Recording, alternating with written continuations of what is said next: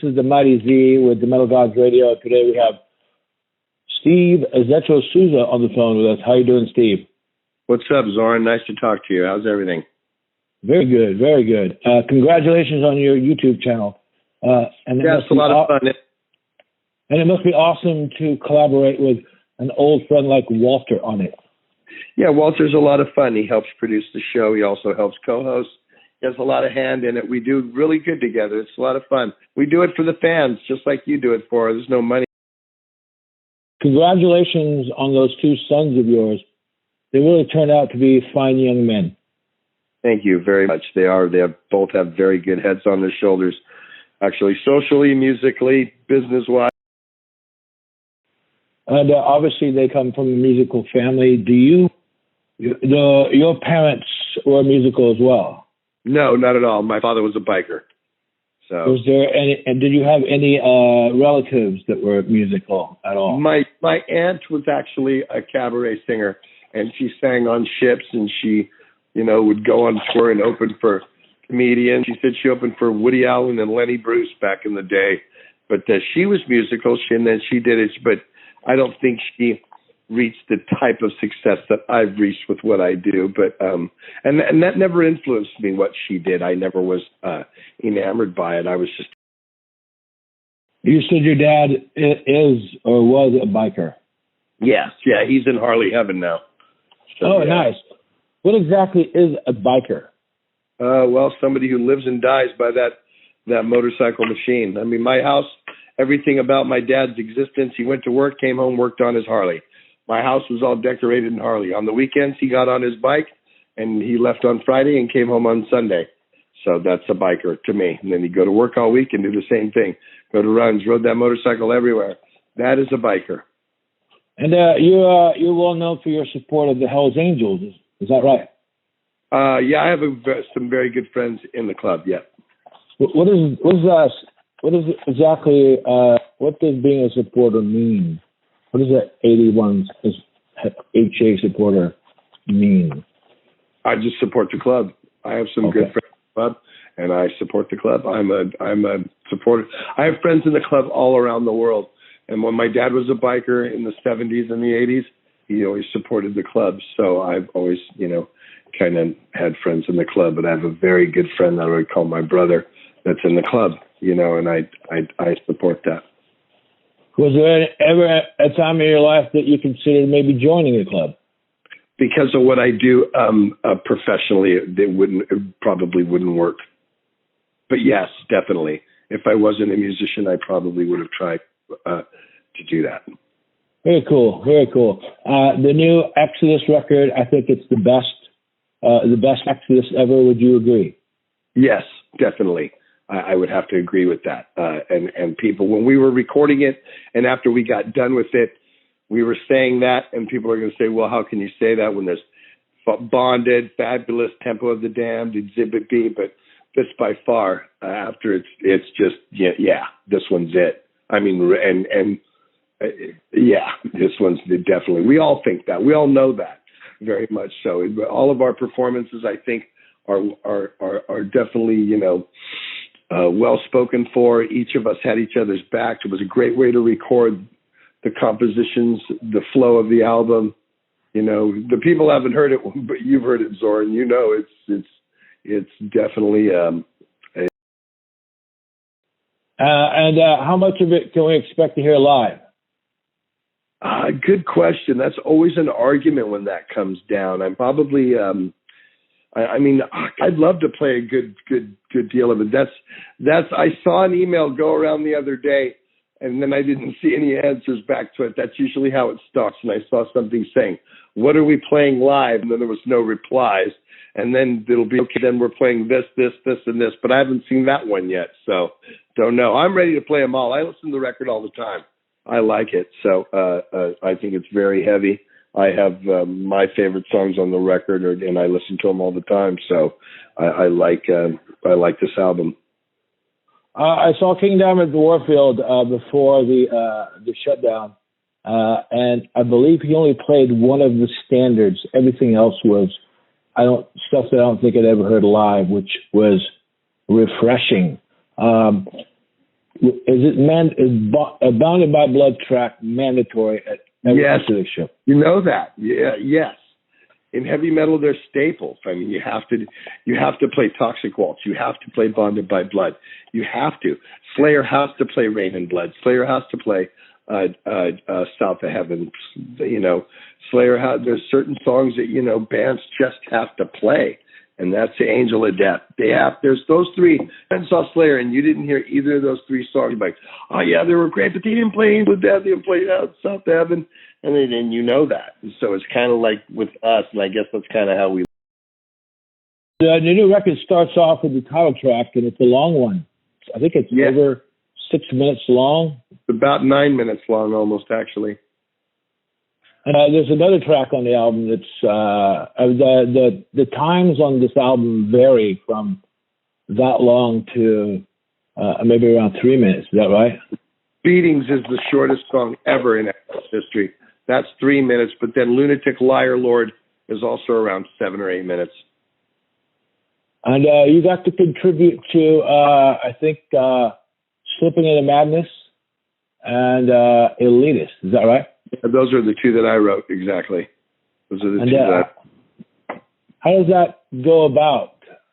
As Gary writes a lot, or most of the stuff.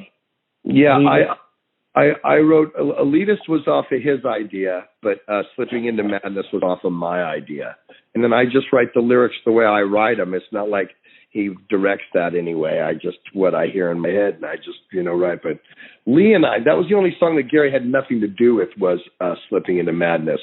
Lee wrote music for that, and I wrote the lyrics.